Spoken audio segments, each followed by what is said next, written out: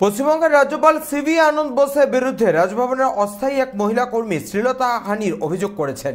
সে ঘটনার পর রাজ্যপাল সিভি আনন্দ বোসের পদত্যাগ দাবি করে ব্যারাকপুর পৌরসভার 2 নম্বর ওয়ার্ডে তৃণমূল কংগ্রেস কর্মীদের পক্ষ থেকে আয়োজিত হলো ধিক্কার মিছিল ব্যারাকপুর কালিয়া নিবাস এলাকায়। এদিনের মিছিলের নেতৃত্ব দেন তৃণমূল কংগ্রেস নেতা তথা ব্যারাকপুর পৌরসভার 2 নম্বর ওয়ার্ডের পৌরপিতা সম্রাট তপাদার। মিছিল শেষে রাজ্যপাল সিভি আনন্দ বোসের ছবি পোড়ানো হয়। সংবাদ মাধ্যমের মুখোমুখি হয়ে তৃণমূল কংগ্রেস নেতা তথা ব্যারাকপুর পৌরসভার 2 নম্বর ওয়ার্ডের পৌরপিতা সম্রাট তপাদার ঠিক কি বললেন শোনাবো আপনাদের। দেখুন, যেদিন থেকে রাজ্যপাল তার কার্যভার পশ্চিমবাংলার নিয়েছেন সেদিন থেকেই বর্তমান রাজ্যপাল আনকনস্টিটিউশনাল অসাংবিধানিক কথাবার্তা এবং বাংলার মানুষকে অপমান করার চেষ্টা করছে।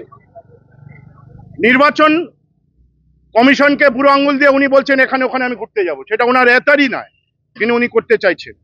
উনি একদম ভারতীয় জনতা পার্টির একজন কর্মী হিসেবে রাজভবনকে ব্যবহার করে কাজ করছেন এবং বাংলার মানুষকে অপমান করছেন।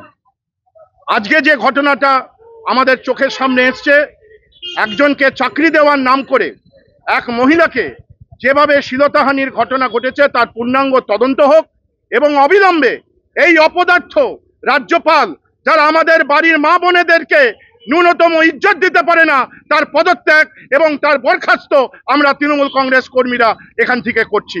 আমরা বলছি এই রাজ্যপালের নৈতিক অধিকার নেই এক মুহূর্ত এই পবিত্র কনস্টিটিউশনাল হেডের এই চেয়ারটাকে বসার।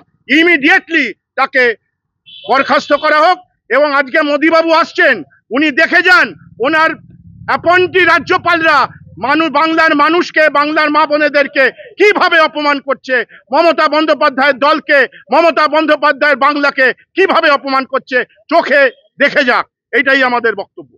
ব্যারাকপুর থেকে সৈকত গঙ্গোপাধ্যায়ের রিপোর্ট, চ্যানেল 24/7। সিংহাসনের মহাসংগ্রাম,